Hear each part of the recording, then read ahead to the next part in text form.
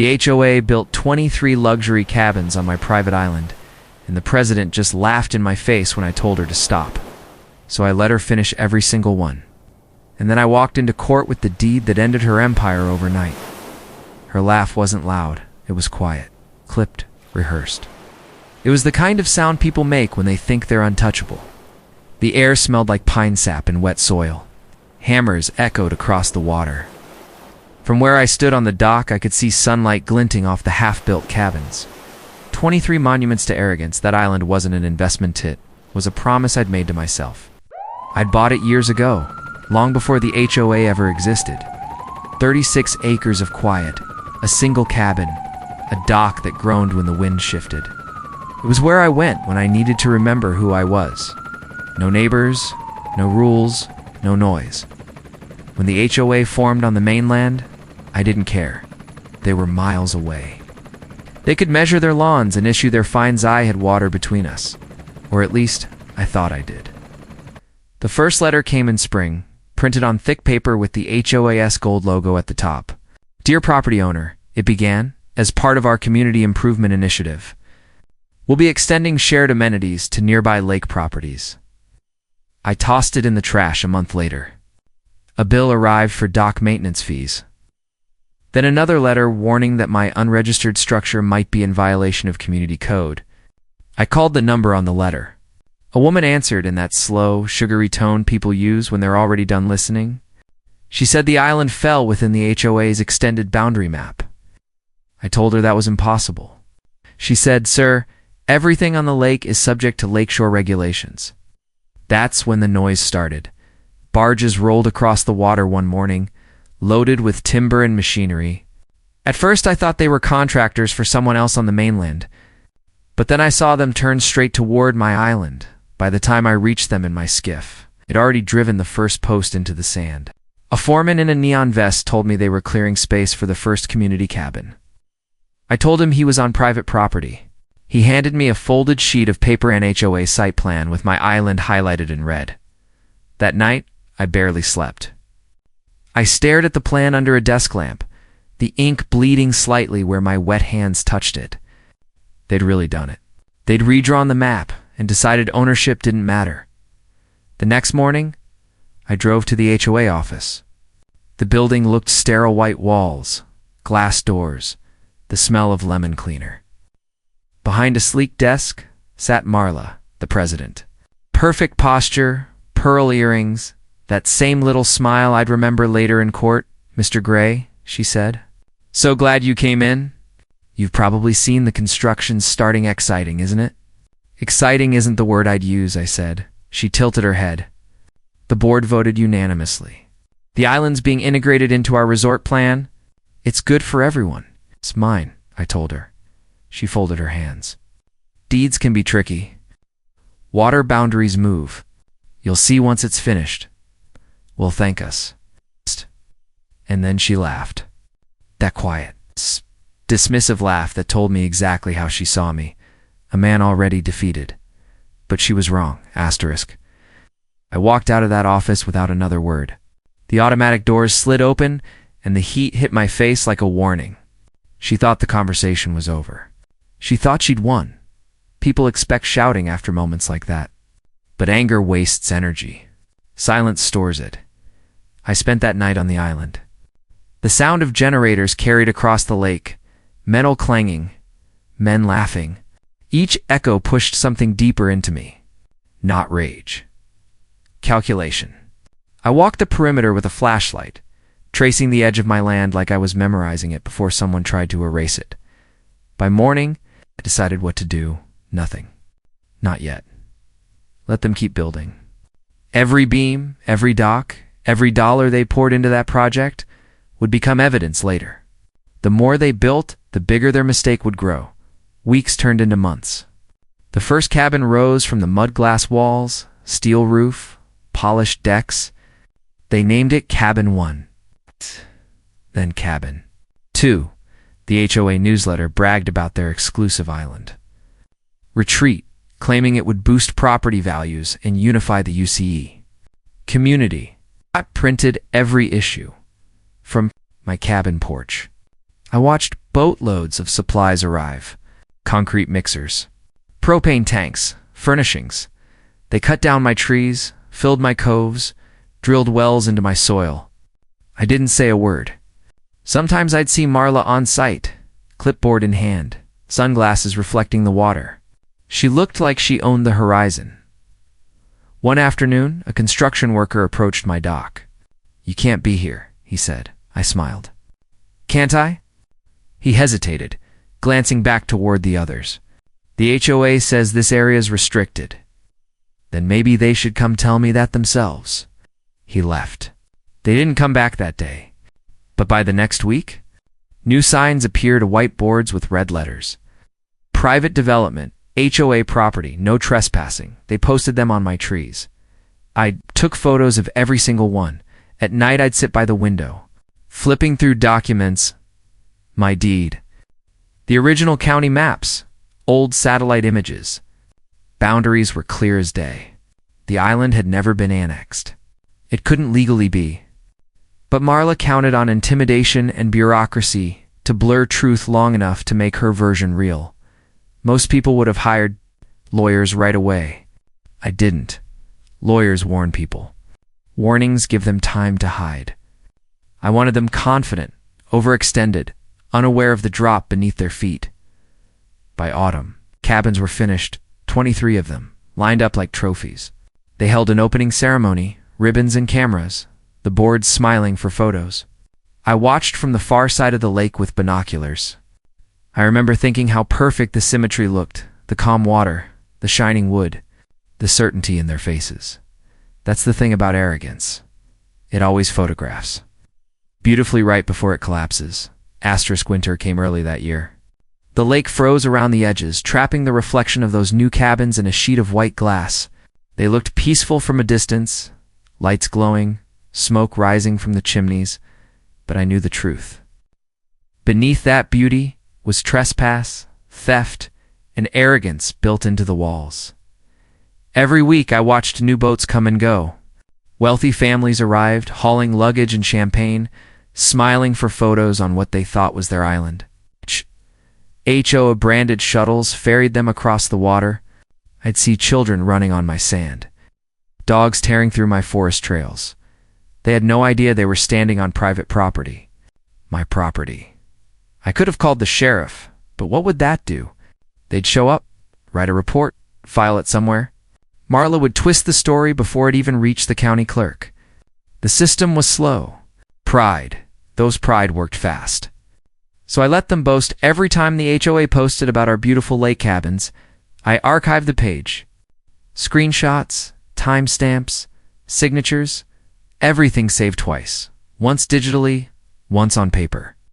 Every purchase order, every lease contract, every mention of that island under their letterhead, I collected it all. I even had drone footage showing their workers dumping debris into the water and drilling. Under protected routes, every nail they hammered was another piece of my proof. By February, the HOA started renting the cabins to outsiders.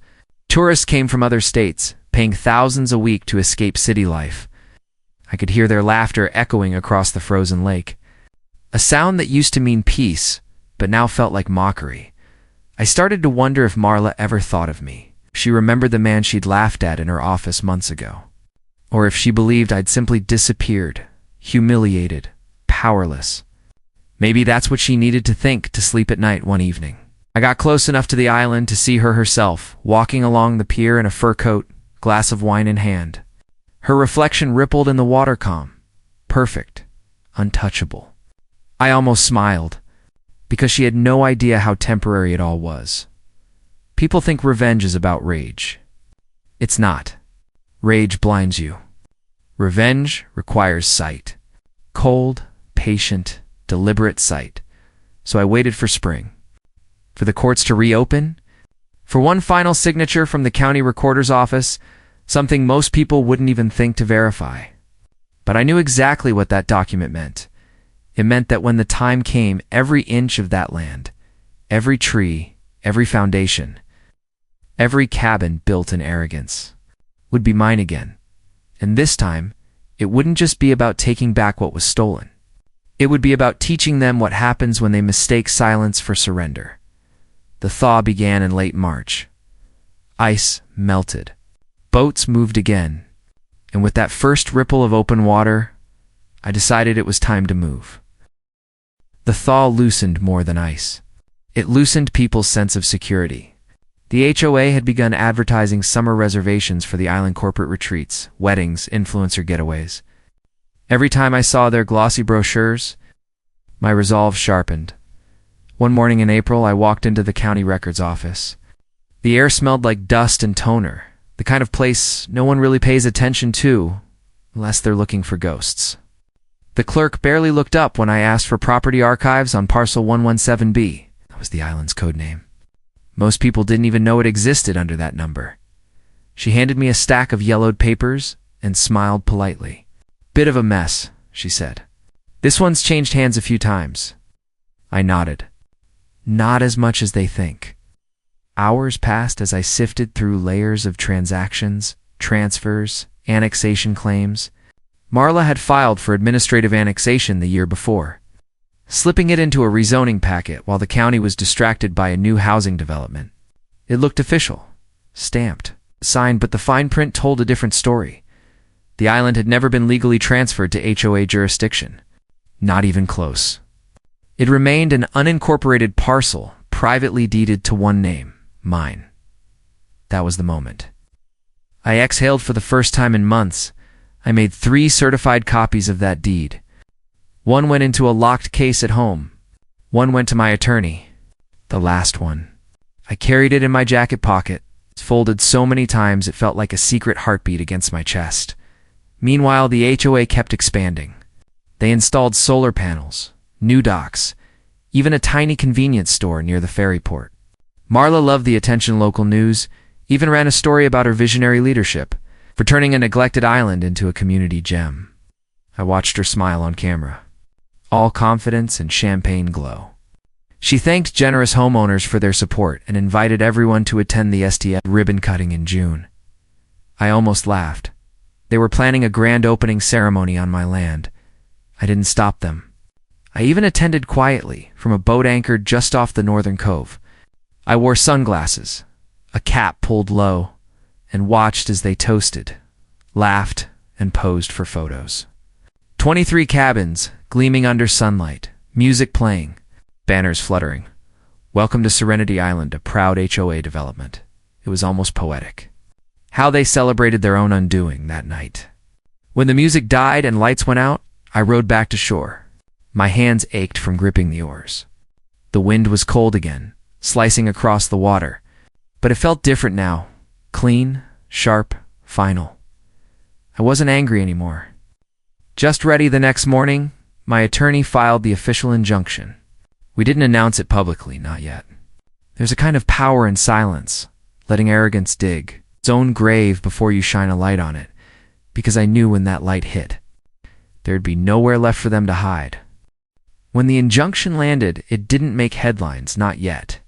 It slid across a desk in the county office like any other piece of paper. But inside that envelope was the end of Marla's empire. Within a week, the first ripple hit. Construction froze. Vendors started calling the HOA office. Confused about payment holds, the bank froze their project. Accounts pending ownership clarification. That phrase alone, ownership clarification, spread through their ranks like a virus. I didn't celebrate. I waited then. The phone calls began. Unknown numbers, polite at first. "Mr. We're sure there's been some misunderstanding. We'd love to meet, clear this up." I never declined. I just said, "Talk to my lawyer." By mid-April, Marla herself called. Her tone was syrupy, the kind people use when they're smiling through their teeth. "You're making a mistake," she said. "Maybe," I replied. But I read the deed carefully. Pause. Then she laughed, soft, bitter. "You think a piece of paper can stop progress?" "It already has," I said, and hung up. For days afterward, silence. But I could feel movement unseen, strategic. People like her don't rest. They retaliate. Sure enough, the county office received a petition from the HOA. claiming adverse possession, a desperate attempt to say they'd built and maintained the property long enough to earn rights over it. I almost admired the creativity. Almost the next morning, visited the island for the first time since the cabins had finished. I stepped off my small motorboat onto their new dock. The woods still smelled of stain and salt. The cabins stood proudly in 2 rows, glass walls reflecting the early sun. It was beautiful, I'll admit that. But it was wrong. An older man in a maintenance vest walked out to greet me. He didn't recognize me. "You here for the rentals?" he asked. "Something like that." I walked the path slowly, boots crunching against gravel they'd poured over my soil. Every step was a memory. The trees I'd planted years ago, they'd trimmed them down to stumps to open the view. A small plaque near one of the cabins read, "Dedicated to community vision." I couldn't help but smile. They'd built monuments to their own ignorance. That day I took fresh photos, videos, timestamps, everything for the court. The sound of birds, the glint of water through the branches, a hollow knock of my hand against their private cabin door, all evidence. All calm, because when arrogance collapses, it doesn't roar. It echoes by early May. The story had escaped the offices and hit the neighborhoods.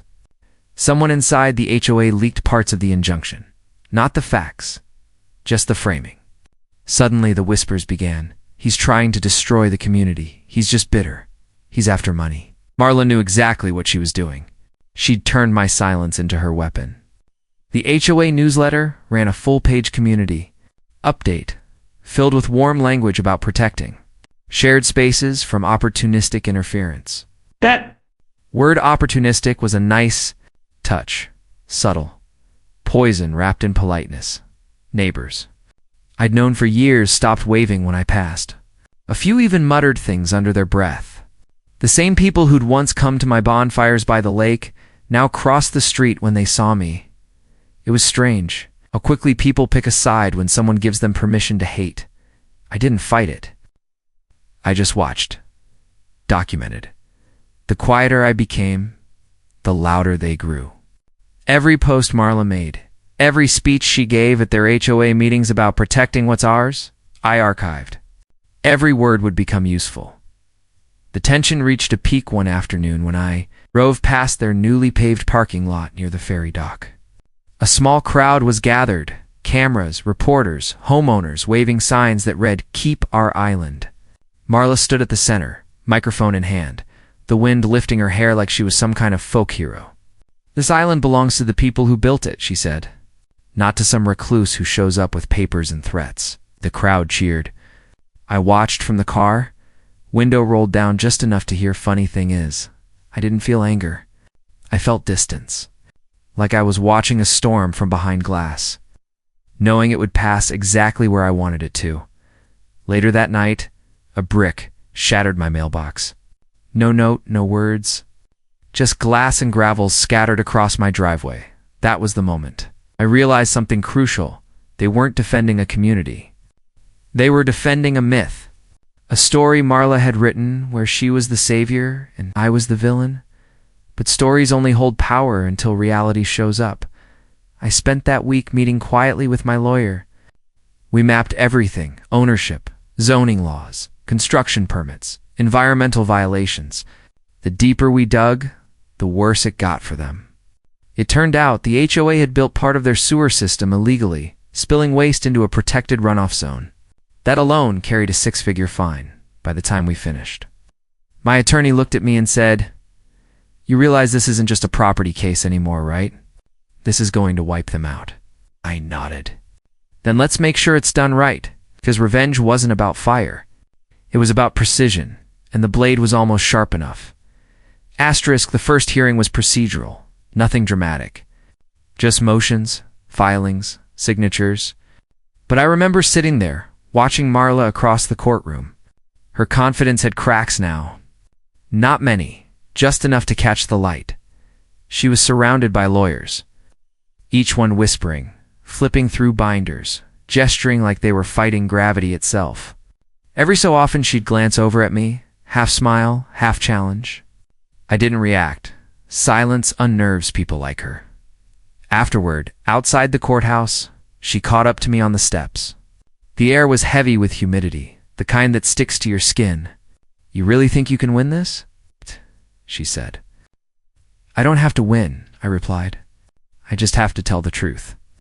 She leaned closer, voice low. "You're ruining everything. People's dreams, livelihoods," I cut her off. "You ruined that the moment you built them on land that wasn't yours." For a moment, her mask slipped. Then the smirk came back, but it didn't reach her eyes. She walked away without another word. That evening, I drove back to the lake. The cabins looked smaller now, less like trophies and more like ghosts. Construction crews had stopped working, but a few security lights still glowed along the dock. The water was calm to calm, like it was holding its breath with me. The next few weeks became a blur of depositions, paperwork, and waiting. Waiting was the hardest part, but also the sharpest weapon. The HOA's finances began to crumble under legal pressure. Their insurance company refused to cover the damages once they saw the property discrepancies. Vendors pulled out. Contractors demanded back payments. By June, homeowners started questioning Marla publicly. I heard snippets from the meetings. "You told us everything was approved. Why are we being sued? Who actually owns the island?" Each question was a fracture. Each doubt was a crack in her empire. Marla's response? Double down. She hosted a gala, an absurdly expensive community fundraiser meant to project strength. Photos of her smiling with guests flooded social media again, wine glasses raised high, all under captions about unity and resilience. But to anyone paying attention, the desperation was obvious. Behind the scenes, lawyers submitted the final motion to compel discovery, forcing the HOA to hand over internal communications. What we found there changed everything. Emails, dozens of them. Marla had been warned by her own legal consultant months earlier that the island's ownership wasn't verified. The consultant even attached a note. Proceeding without title confirmation could constitute trespass or fraud. She'd ignored it, deleted the message from her public account. But the backup remained on the server. I remember sitting in my lawyer's office reading those words. I didn't smile, didn't speak, just leaned back in the chair and said, quietly, "Now we wait." Because that email was the end of the game, and she didn't even know it yet. Asterisk, by midsummer. The lake didn't feel like home anymore. It felt like an open secret.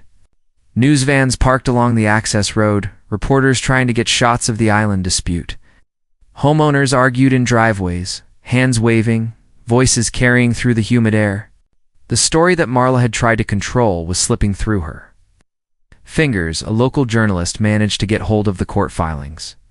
The next morning, the headline hit the front page. HOA built luxury cabins on private land. Legal ownership in question. That was it. The illusion cracked clean down the middle.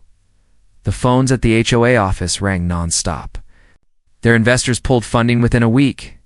Refund requests poured in from vacation renters. I drove past their headquarters one afternoon, the same building where Marla once laughed in my face, and saw the lobby half empty. Staff moving boxes, signs peeling off the windows. But the strangest part was the quiet. The kind of silence that follows panic when everyone realizes they've been following the wrong person. Marla, though. She kept pretending she called a press conference by the lakeshore, same spot where she'd cut the ribbon months earlier. Only a handful of people showed up. No music this time, no champagne. Just wind rattling the microphone and her voice trying to sound steady. "These claims are baseless," she said. "Our community stands together. We'll fight this misinformation." Her hands trembled as she turned the pages of her speech. I could see the edges flutter, even from where I stood, half hidden behind a tree line. A few reporters asked hard questions about deeds, environmental violations, and missing permits. Her answers stumbled, sentences trailing off midway. That was when I knew she'd already lost, not legally yet. But publicly, reputation is power, and hers was bleeding out right there. In front of flashing cameras and restless wind. That evening my lawyer called. "They've offered a settlement," he said. "They're trying to buy their way out before the next hearing." I didn't even hesitate. "No," I said. "We finish it." There was a pause on the line. Then a quiet chuckle. I figured you'd say that. For the first time in months, I slept without setting an alarm. The crickets outside were louder than I remembered. The lake air carried the faint scent of pine and rain. The way it used to before the noise, before the arrogance. But this calm wasn't peace.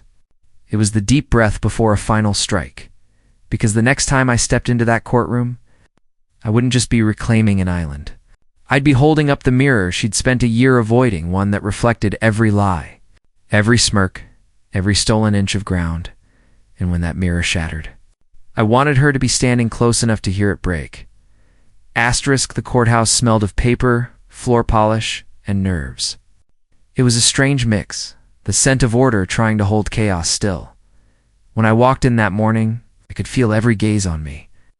Reporters lined the hallway whispering. HOA board members sat together in neat little rows, pretending unity. And at the front, Marla, perfectly dressed, chin high. But her eyes gave her away. The trial wasn't about anger anymore. It was about truth measured in evidence. The judge, a quiet, older man with steel-gray hair, began with the usual formalities. Case number 4837. Homeowners Association versus... He stopped, glanced at the papers, then looked up. Mr. Landry, sole owner of parcel 117B. You could feel the room shift. A few reporters scribbled faster. Someone from the HOA side cleared their throat too loudly. My lawyer stood first, calm and professional. He walked the court through timelines, documents, recorded communications. Nothing flashy, just facts stacked neatly one after another. Every date matched a permit they'd never received. Every signature pointed to a lie. Then he placed the deed on the evidence table. The same one that had sat in my jacket pocket for months, folded like a heartbeat. This deed predates the HOA by 12 years, he said. It establishes sole ownership and private rights over the land referred to as Serenity Island, previously known as Lakeview Parcel 117B. The judge adjusted his glasses. You're certain? My lawyer nodded. We have the original certification and verification from the county recorder's office. Signed, sealed, and cross-checked. Marla's attorney rose immediately, trying to interrupt. Your Honor, this claim is being exaggerated. The HOA has invested substantial. The judge cut him off with a small hand gesture. Investment does not equal ownership, counselor. That single line landed like a hammer. Marla shifted in her chair, whispering furiously to her team. Her polished smile was gone now, replaced by something brittle, disbelief struggling to stay upright. When my lawyer finished, the judge invited her side to respond. Their defense hinged on community development intent, a vague attempt to frame trespass as goodwill. But goodwill doesn't override a deed. Halfway through their argument, the judge stopped them again.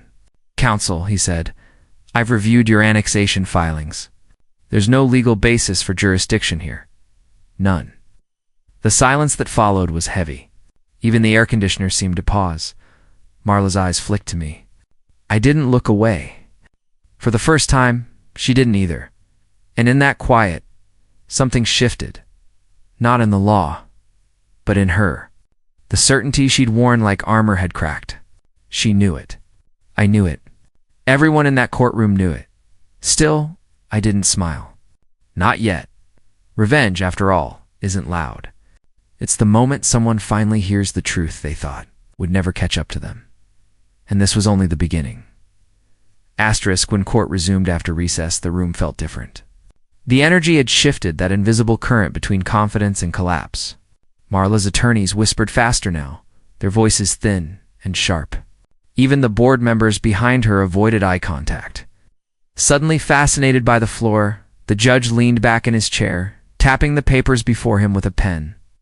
Before we proceed, he said, I want to address a key document that's come into evidence.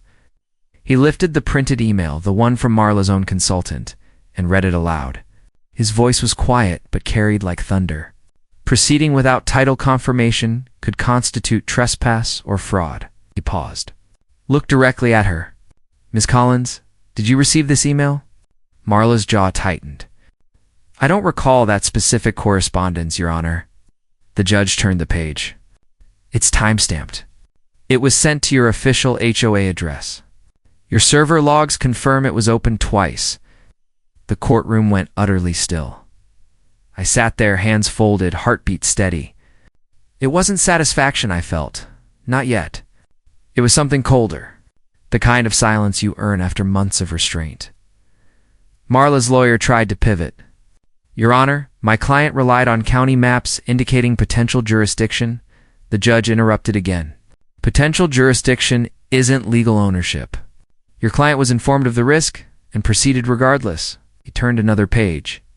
And according to County Code 7-14, any structure built on unpermitted, privately owned land is subject to forfeiture and demolition at the owner's discretion. Someone in the audience gasped. A reporter's pen scratched furiously against paper. Marla finally spoke, not as a leader, but as someone watching everything she'd built slip through her hands. You don't understand, she said, voice trembling. We built that for the community, for everyone. We improved it. The judge's reply was simple. You built it where you had no right to build. That's when she turned toward me. Her face wasn't angry anymore. It was something worse. Disbelief curdled into fear. You could have stopped me, she said quietly. You saw us building. You let it happen. I met her eyes. I told you to stop. You laughed. The courtroom murmured. Her expression fell apart in real time. All the polish, the charm, gone. Just a human being realizing how long the fall really was. The judge cleared his throat. Given the documentation, this court recognizes Mr. Landry as the sole lawful owner of parcel 117B. All HOA claims of annexation are invalid. The cabins, structures, and developments are therefore considered unauthorized. His gavel struck once. The sound echoed like a door slamming shut. Marla's hands gripped the edge of the table. I could see the tremor in her fingers. Every foundation she'd built, metaphorical and literal, had just crumbled. And all I could think was how quiet justice sounded. Asterisk, when the gavel fell. Everything that followed happened slowly, like a structure collapsing in controlled silence. The HOA's lawyers packed up first, avoiding eye contact as they slid their folders back into briefcases. The board members scattered, whispering into phones, faces pale. Marla didn't move. She just sat there, staring down at her empty hands, as though the answer might still appear there if she waited long enough. Reporters rushed. The hallway the moment the doors opened. Microphones, camera flashes, the sound of questions crashing over one another. Mr. Landry, do you plan to reclaim the island immediately? Will you press criminal charges? What happens to the cabins now? I didn't answer. I just walked past them, out into the sunlight. The air smelled like rain again, sharp, clean, final. That evening, I took the ferry to the island for the first time as its rightful owner, legally recognized. The same dock that had once been crowded with boats and music now sat quiet, boards creaking under my boots. The cabins were still there, beautiful. Empty shells of arrogance and greed. The wind pushed through broken blinds, carrying echoes of laughter that used to belong to strangers. I walked up to the first cabin and stood in the doorway. Dust hung in the air, catching the sunset like gold. It would have been easy to burn it all down, to erase every trace of what they'd done. But that's not what justice is. Justice doesn't scream. It lingers. It reminds so I made a different decision the next week. The demolition crews arrived not to destroy everything, but to take it apart piece by piece. Each beam, each plank, loaded onto barges and sent back to the mainland for auction. The money went to environmental restoration, rebuilding the shorelines they'd torn apart. When word got out, the story spread everywhere. HOA ordered to dismantle.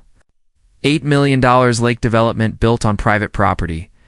The footage went viral, drone shots of cabins being lifted off foundations while the lake shimmered beneath them. Marla resigned that same week. She didn't show up to the final press conference. Rumor was she sold her house and left the county entirely. I never heard from her again. Sometimes, late at night, I sit by the water and watch the moon ripple across its surface. The island is quiet now, just the way it was before they came. No cabins, no noise, no arrogance pretending to be progress. And I think about her words in that courtroom, "You could have stopped me." She was right. I could have. But she needed to see what unchecked pride builds when no one tells it no. The water laps gently against the dock as I breathe in the cold air. For the first time in a long time, now, the silence isn't heavy. It's clean. It's mine. The seasons rolled over the island like time itself was exhaling. Spring washed away the last footprints. Summer painted the grass gold again, and by autumn, even the outlines of the old cabins were gone. Nature had reclaimed what belonged to her. I kept one thing: the sign they'd nailed into the ground at the start of construction. It used to say, "Future site of Lakeside Haven, private HOA community." Oh. It leans against the wall of my boathouse. A rusted reminder of what happens when control tries to disguise itself as community. Sometimes people ask why I didn't just sell the land. It's why I didn't cash in after everything. They don't understand. This place was never about money. It was about peace, about having one corner of the world that didn't need permission, slips or committees to exist. The HOA thought they were unstoppable, that paperwork and arrogance could build over truth. But truth doesn't bend. It waits. I remember standing in that courtroom, holding the deed, watching everything they built crumble with one line of ink. It wasn't joy I felt, not even victory. Just release like breathing after being underwater too long. I visit the island once a week now.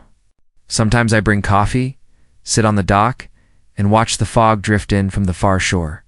The world out there is loud rules, meetings, fines, appearances, but out here, it's quiet. No gates, no board members, no one deciding what color your front door can be.